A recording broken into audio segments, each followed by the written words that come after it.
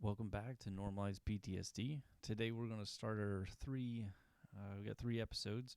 It's going to be about 22-0 and who they are, what they do, and who they've helped. So we're going to start off with Dr. Arnell. Dr. Arnell is the executive director for 22-0. And then next week we're going to chat with Tia. Tia is the one that connected me to them. She's going to describe how they've impacted her in a positive way. And then we'll talk to Dan. Dan's going to be the founder of 22-0. So hope you all find something enjoyable in the next 3 weeks. I know that this group is passionate and they're doing great things. I really like how quick the turnaround is. If you need help, they're there to help immediately. So without any more delay, here you go. Hope you all enjoy it. Who is Dr. Arnell? Like, how did you get involved in 22-0? How did you get inspired to get with mental health and want to help with mental health? Just a little bit of who you are and what led to where you are. So originally, I was going to go into law enforcement, um, but so my dad was in law enforcement, and I wanted to follow in my dad's footsteps. But Mm-hmm. at one time, they had a height requirement. Just being honest, um, I did not meet that height requirement because I'm so short. Are you sitting on books right now? No, no. It's kind of funny because everybody either one asks, "Where are you from?" Or when they actually meet me, did not realize that I was as short as I am. I'm 5 foot, 5 foot and a half an inch. Mm-hmm. Yeah, don't forget that half inch. That's it. That's it. But I knew growing up that I was going to go into the helping field. And so I actually got accepted, by the way, into the academy. This is before where you had to be hired by an agency before you went to the academy. I'm not going to tell you how old I am, but that was a long time ago. Not a And day so over 28. yeah, that's it. That's it. Mm-hmm. And so basically, what happened is when they realized my height, even though I was accepted, I couldn't follow in those Right. steps. But then I decided to go into the mental health field. So I graduated with my bachelor's in social sciences. I swore up and down I would never go back to school. I went back and got my master's in Mm-hmm. counseling. Further solidified I would never go back to school.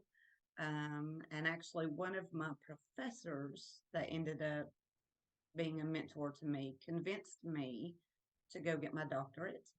Um, there were many conversations I had with him throughout that process that I said when I am frustrated, because that is a whole different level, getting the doctorate. Don't get mad when I call you and vent. He got several of those calls. Oh And yeah, I bet. so basically, I got my doctorate in clinical supervision and higher education. So it's actually a dual uh, doctorate. So I also have been, I taught at Columbia State Community Mm. College in Tennessee. For those that don't know and trying to figure out where is this lady from, I live in Tennessee, and I get asked that a lot. But ultimately, I wanted to help individuals that were struggling. Mm-hmm. In the meantime, I had opened up a counseling business where I had a contract with the state of Tennessee for about 20 something years. And I don't know what the equivalent is in other states, but ours is the Department of Children's Services. And Mm-hmm. so that those are the individuals, which are the state agency that takes, they try to keep the children in the home, but there's times they have to remove them. Right. That's tough. Um, so I ended up covering about 30 counties, had several employees. Unfortunately, the state, when I say they, the state decided to change their payment method and they wanted me to continue seeing and working with families. I took a lot of the high profile cases in Tennessee Mm-hmm. where I ended up having to be in court quite a bit. And they decided to changed that payment method where I wouldn't get paid for a year or 2 years later. And I said, I don't do business that way. Right. Then what happened is, in the meantime, I was doing PRN work for the youth service officer in my county. It's actually started when I had gotten or was working on my bachelor's degree. And a youth service officer in Tennessee is basically a sworn officer that serves and protects children. My grandkids called me the kid police. That's what I was called by my grandkids. Right. She's the kid police. But ultimately, our job is to serve and protect all the children, make sure they're following the rules. Anyways, she retired. I applied for that position and became the full-time youth service officer in 2014. Mm. I am also, I had spent 5 years as a reserve deputy in my county. And what happened was when she retired, the legislation says in Tennessee, you can't be in law enforcement and the youth service officer. So I had to choose. That was really hard because I really, had finally gotten that dream of being in law enforcement, but I also knew that my job is someone needed to be an advocate and a voice for those children. Right. And also in 2008, I joined the fire department, the county fire department. So that's how I became involved with 220. My assistant fire chief, Ryan, was in the platoon with Dan. And I'm the individual that is the go-to when there's a critical incident, meaning, if one of our fire members is struggling, the family member is struggling within law enforcement in my county Right. as well, because they trust me. I've got that rapport with them. Mm-hmm. And I told him, no, why would I need to do that? And so he had actually convinced Billy, which is our fire chief, to go through the training. So then I have Billy and I have Ryan, who are asking me to go through this training. And I said I would do my research. I was skeptical. I'll be honest with you. I'm one of those that as an individual, if I put my name to something, it has been researched. I have to be bought into it. I have to believe in it and commit to it. Mm-hmm. That's just how I am. And so to appease Billy and Ryan, I did the training last April. And I said, in order for me to go through that process, I'm going to have to feel it. I'm not one of those individuals that just because you tell me it happens, I'm not going to just take that for face value. So I was probably the biggest skeptic in that group being trained. But I told Ryan, I said, you call this Dan fella and you tell him that I will agree to do it. One, just to get you two off my back and appease you, because I respect them very much. I love them very much. They're my family. And I said, you would have to call him and tell him he would have to run me because I would have to believe it to see it and feel it. Well, that was last April. And as of November the 4th, I resigned from the youth service officer. They knew at some point it was coming.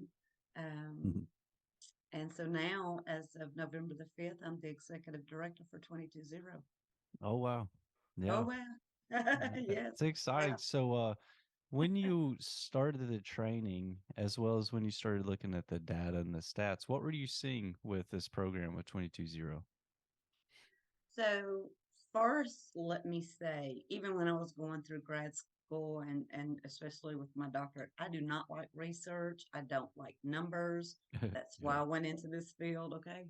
But numbers don't lie. they do not lie. So basically, let's say a client, veteran first responder reaches out and we have them fill out it's the PCL5.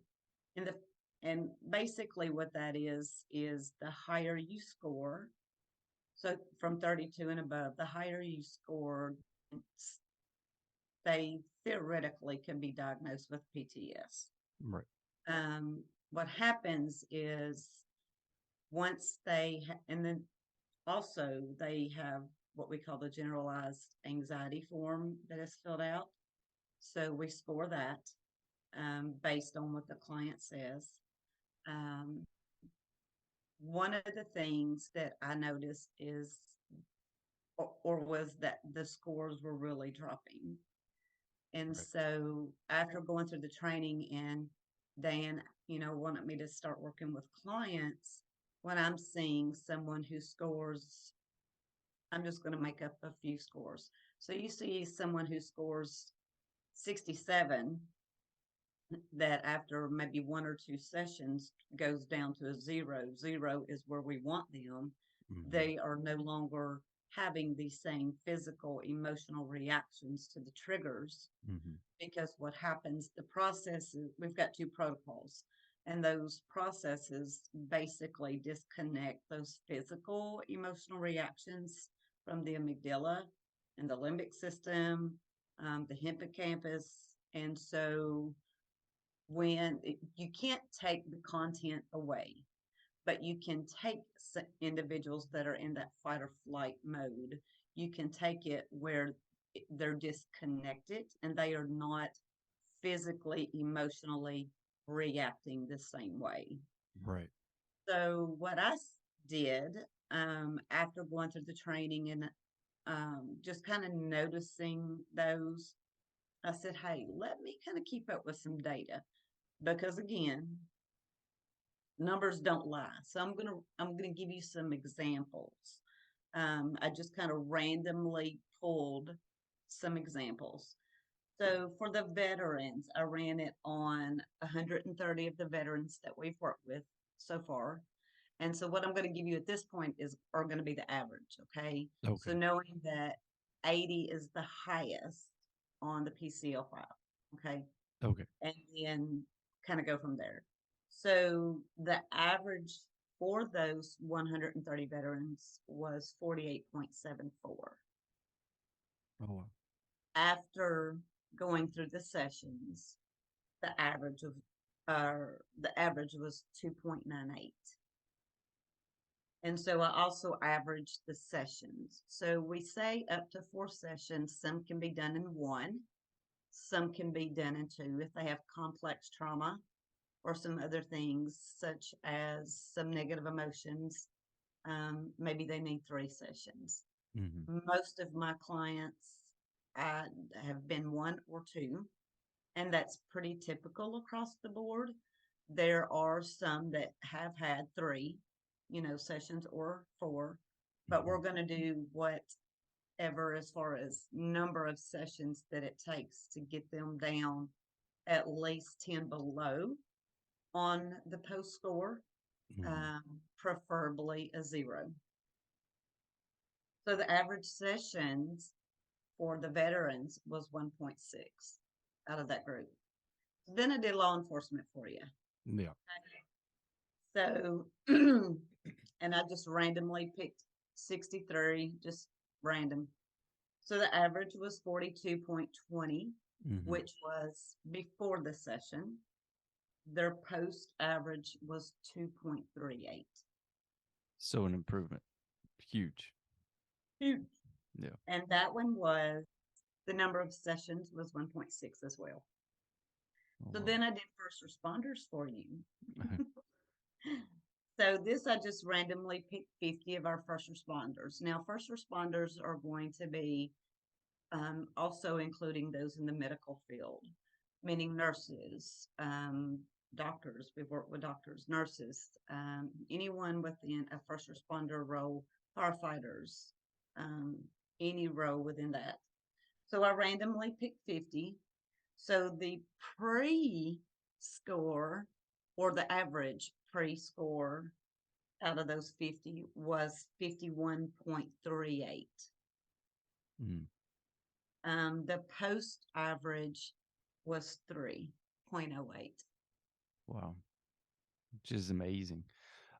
Something I think it's pretty fascinating is we all know veterans have PTSD. I feel like it's coming to light that police officers have PTSD issues as well. Mhm, But what you just said right there, your random average for first responders is higher than the police officers. And it's like, I feel like it's mhm. not commonly referred to as first responders having PTSD, but it's like, I don't know how they wouldn't due to the amount of trauma they see on the frequency that they see it on. And so, and I would agree. Um, However, unfortunately, there's still that stigma. Yeah. Um, and that's going to be across the board. So that's not just going to be law enforcement. That's going to be within veterans and first responders as well.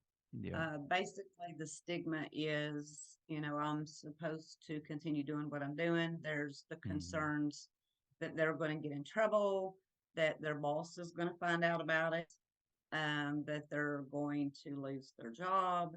There's just a lot of reservations in that. So, first and foremost, let me say any client that comes through 220, unless you tell your boss or your employer that you went through our program, they're not going to know about it. We don't Right. turn in insurance. We don't accept insurance. It's not, we do not do that. Right. Um, it will be a complete confidentiality um, process. You would be connected when I say you. So let's say a veteran comes in, I'm going to connect him with another veteran. Hmm. Uh, Law enforcement comes in, I'm going to connect them with another law enforcement. It's a peer to peer program that we have. There are some, which now I work with all of them across the board. So if we have an emergency situation, I'm at that point going to work with them if need be. So mostly looking at that stigma and the concern that it could affect their job, that is not something that anybody who is listening, if you are a veteran, a first responder, law enforcement in the medical field, your employer will not know you went through our process unless you tell them, period. Right. And I believe you all do civilians too, but I do. it's a pay program. It's not free then, which I think is really important. And that's one of my favorite things about your all's organization is one, it's confidential. Two, it doesn't have anything to do with the VA. It doesn't have anything to do with an employer, and no one's getting notified. Which Right. is, I mean, we'll call it what it is. It's like the stigma around this PTSD thing can get people fired. A lot of people have insurance that's directly associated with employment, and if they lose their job, then they can't get help with mental health. They can't get medical attention whatsoever. So that's one of my favorite things about your all's organizations for sure. So, I you mentioned earlier a peer to peer program. I believe I did talk to one of the veterans, and veterans can become coaches for you all. There's a process for that, right? Can you talk to that process? So we have two different processes. We have the treatment piece and then we have the training piece. Um, for the training piece, they have to be part of our mission clients. In other words, Mhm. we do not train civilians. Yes, we do work with civilians. Civilians do pay, but we also work with children. Uh, so when you're looking at the peer-to-peer training program, what happens is we have a 2 full day training where you are going through the complete process of our training. There Mhm. is pre-coursework required, watching the videos, doing some self-assessment type things, but then you can actually do the peer-to-peer training. We're actually doing one December It's a pretty big class. We've kind of combined that one where it's going to have veterans and all first responders are going to be included in that class. It's awesome. Uh, so that's our next big training. You know, we've done a lot of training for the Lakeland Fire Department. Dan's been to the Border Patrol to train Border Patrol. We have trained so many law enforcement agencies, first responder, meaning fire department agencies. Uh, there is a cost for the training. So basically, what happens is, let's say, I'm just going to pick a state. Mhm. Say Florida contacts us and says we want to do a training, and we have about 30 within that group who need to have that training. It's a peer-to-peer training, meaning the CISM is going to be a part of that, especially for law enforcement, that you've got to have certain guidelines that we are expecting. But what happens is we go there. Um, there are times we can do the classes online. If it's a smaller class, then it would be, we can do those online as well. And it works just as well as being in person. Mhm. So you would have the pre-course work and then the 2 full days of the training, and you would be certified, or you would get certification, and you would also get your training hours because we know first responders and law enforcement Mhm. have to have those training hours, so they also get training hours for that as well. Awesome. So a session, how does it work? Like, what can someone expect when they come in for a session? And I don't know, just kind of give them an idea what it's going to be like. Sure. We have the 220 website. Um, so there's actually two ways. The number 22 and then zero spelled out. So 22 zero.org has the website. If you click on or look at the website from the top right hand side, there's like an icon that has contact. Hmm. We have one specifically for veterans, one for first responders, and one for civilians. You would submit that information. It would be your name, your phone number, your email. You would submit that in. It automatically comes to us. And when I say us, it comes to Jessica or I. Then what happens is we will reach out to you. You would be for because I don't want to include civilians on this part. So Right. for veterans and first responders, because there's two methods. So for veterans and first responders, once I get that information, I'm going to contact them. We're going to do the pre-assessment. I'm going to go ahead and assign them a coach. So they're not waiting days and weeks and months. I'm constantly checking. I mean, it's on my phone, constantly checking to make sure we're, you know, if there's someone coming in, I want them assigned and a coach reaching out with them within, a lot of times it happens within that day. If we get it in the middle of the night, then the next day, but they will at least be contacted within about, depending on a time frame, 24 hours. That includes the weekend as well. Civilians, what happens is they're going to be given a pre-assessment link. They're going to be given a pay link. And once they've completed the assessment, once they have submitted the payment, then I'll have that information. Then I will assign them a coach. For the most part, I work with the civilians and I work with the children. Oh wow, so you guys do children too. That's Yes. interesting. I always there's two things you spoke to that I find really fascinating and awesome. One is the VA. I know of at least I think three or four in the last few months that have reached out to the VA needing help immediately, and the VA told them that they could get them in the next 6 to 10 weeks. And it was Mm-hmm. just like like I couldn't believe that that's what I heard. And Mm-hmm. that's actually when I believe you and I talked, and I love the turnaround is within 24 hours because that's the kind of help that veterans and first responders and these people are deserve and need. They don't need to wait. So I think that that's really awesome, as well as kids learning how to deal with stressful situations. I think would eventually help society as a whole, because it's just, I feel like if you don't learn at a young age, all you're doing is reinforcing bad behavior and bad processes and bad patterns throughout your life on how to deal with stress, and it just compounds over a while. It seems like you've been serving others your whole life. Do you get some sort of reward from this still, that you're still serving while helping with 22-0? So my faith is going to come in on this. Oh, yeah. Um, I have a very strong faith background. Mm-hmm. Um, one being, and I always think about, what would Jesus do? Mm-hmm. And from my point of view, what did he do? He helped people. He healed people. He was there to be there for people. And so I really rely on my faith and background. I get rewarded when I see someone that I have worked with who has no affect.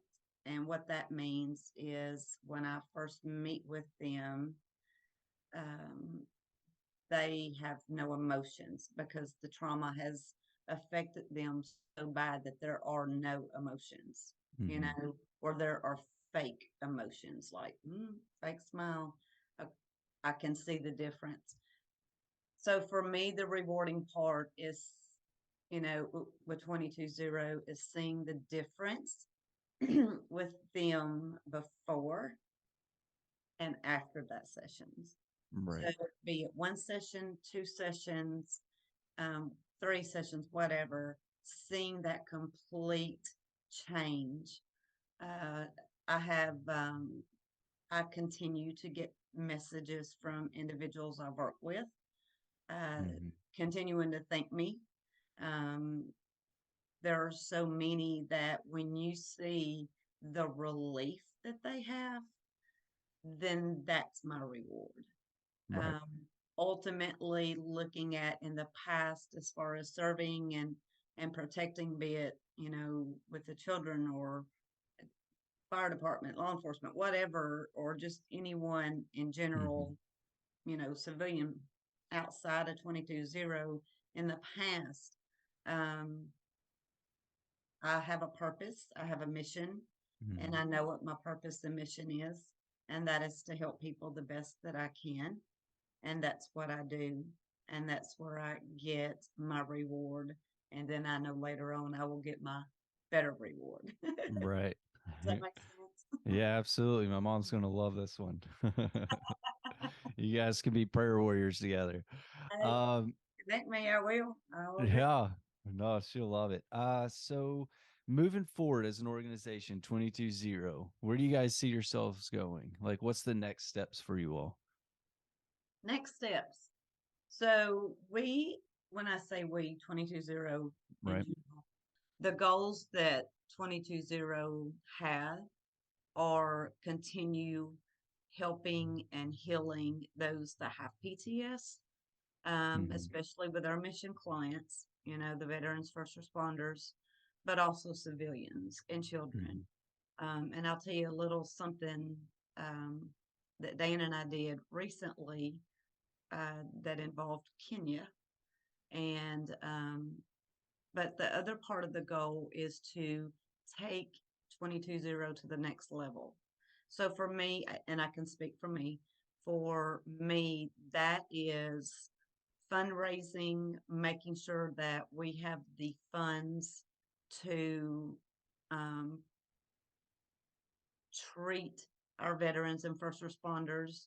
Uh, Again, we pay the coaches. We do not charge first responders and veterans. We do take donations. We do have individuals that, for example, the James Redman Yachts Valor that support us. Dan is actually at a fishing tournament right now. Uh, we just got back from the golf tournament, and every bit 100% of that money goes toward working with our veterans and our first responders. Right. Yes, the civilians do pay, but the reason is being one, they're not our mission clients in that they have to pay, but Mm-hmm. that also goes toward in paying the coaches who are working and uh, helping those and healing those that have PTS so that they are not struggling and they are out of that struggle. Right. This is a bit out of order, but I was just curious. Do your coaches stay in contact and support these clients until no longer needed, or like how does that usually work? So basically, once there's a connection, Mm-hmm. um, a lot of the times the clients will just reach out and say, "Hey, how are you doing?" I know for me, sometimes I'll just reach out and say, "Hey, Right. it's me, and I'm just checking on you." Yeah. And when I get the messages back that says, "Hey, doc, I'm great. I'm doing really good. I'm Mm. living life. I am happy. I'm sleeping. I'm smiling. I'm spending time with my family. I've been able to go back to work, and work is Mm-hmm. not stressing me." Those are um, kind of going back to what you had asked earlier. Those are also part of those rewards that Right. kind of help out too. But making sure that our clients know, and even the civilians, we kind of keep up with them as well. I mean, I don't want to say kind of, but we do keep up with the civilians and the children as well. Some of them want to continue staying in contact, and some don't, and that's fine. That's up to each individual. But for the most part, we stay in contact with them. They'll reach out to us. They make referrals. They'll call me and say, "Doc, I've got someone that is really struggling right now, and I just don't know what to do. Give me the number. Let me talk to them now." 24/7. I don't care. I was working yesterday. Um, yes, it was Veterans Day, and we had an emergency, and I took care of it. Uh, we do not and will not. We don't want anyone falling through the cracks. We want them to get the help and get the healing that they need. Right. Okay. So, how can someone get involved to help? Like, I've heard you can be peer to peer. You could become a coach. Donations. Like, where do we go to like support you guys and help you guys get bigger and better? So on our website, the 220.org has the information about the training. It has all the information about 220, but there's a donate button. And you would just click on that donate button, and you would have to be specific and say, "Hey, this is for a donation," or I'm going to be reaching out to you and say, "Hi, um, I saw where this came in, but please be sure and put donation. If you're wanting treatment, reach out to us again. Our contact information is on there. Our 800 numbers on there. My personal cell phone number is on there. You can also go to gethelp.org. That is GET help.org. So those, going back to what I had said earlier, being the two different Right. ways, through the website or just email gethelp.org, and we're going to contact you immediately. Uh, the other part of that is, if you're a veteran and you're a first responder, if you have if you've been through the program and you would like to become a peer to peer coach, basically what would happen is, you would have to go through the training process. We also encourage those who have been through the training process. You can use that in your community. So, Mm-hmm. for example, I got contacted the other night from someone that we just got back from Fort Lauderdale, and he said, "Hey, Doc, I know it's late. I'm on a situation, and it's kind of an emergency, and I just need to make sure that I'm doing this right. Um, Please kind of advise me." And, he had just gone through the process or the training process. And so I answered his questions and he texted me back later that night and said, "Wow, I was able to help somebody in the department and they didn't even know about it," meaning employer didn't know about it. So Mm-hmm. that taking it in the communities. Our goal, 22-0, is what exactly it means. On average, there are 22 veterans who die a day by suicide. Our goal is to get that to zero, which includes first responders, but also includes, civilians. So if that means I end up looking for another job because we're out of Mm-hmm. job, everyone is cleared and healed from PTS, uh, so be it. Then Mm-hmm. we would be on to our next mission. But there are so many. We work with nationally, internationally. We use telehealth, so you would not be leaving home. You would be at home and comfortable. And we use a telehealth system. Some do use Zoom. It kind of depends on the time frame. Mm-hmm. But basically, you're going to be home. You're going to be comfortable, and it's just a process we take you through that you will not at all talk about your trauma or your content Mm-hmm. of your trauma at any time. This process does not require you, and we do not allow you to talk about your trauma or your content while we're doing the process. Now, there are times we have individuals that have gone through the process and they'll just say, "Hey, I can talk about it now. I just want to share it." That's fine. But when you're running or when we are running you through that process, you will not give us any content of any of that trauma at all. We Mm-hmm. go back as far as we can. So it doesn't mean that it just has to be one trauma. I go all the way back through childhood because there's times, think about it. So let's say, for example, you're 6 years old, and an event happens. Um, and at that time, the child at 6 years old may not know that's trauma, but is a traumatic or a significant negative impact to them. Um, Whereas if today that event happened, they would say, "Well, that really wasn't trauma." Well, you know what? But to that 6 year old, that was still traumatic. And that Mm-hmm. needs to be addressed as well. So, in doing that, when we are running the process, we go back and get as much as we can. We have the trauma resiliency protocol, we have the emotions management process, and basically, it's a visualization process. It is Mm-hmm. not exposure therapy, it is not talk therapy, it is not EMDR. It is not any of that. It's from the NLP, which has been around since the 60s, 70s. Right. Awesome. Well, Dr. Arnell, I've enjoyed your genuine enthusiasm about all of this, and I love our talk. My Southern comes out so much thicker after There's we've talked with each other. So I hope everyone can get through the banjos playing in the background and get to the content of this conversation because I thought it was wonderful. But in wrapping up, is there anything we didn't touch on that you'd like to discuss before we wrap it up? I do want to talk about Kenya. So, Okay. yes, uh, when I say we work with individuals nationally throughout the United States and internationally, we have had a lot of clients internationally.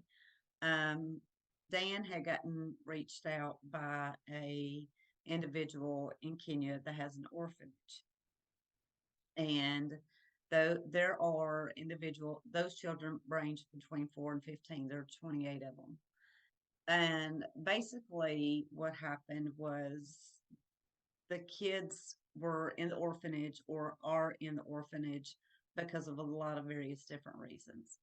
So 220 provided that training to them, meaning to the director of the orphanage and the four counselors. What happened was we ran the process on them.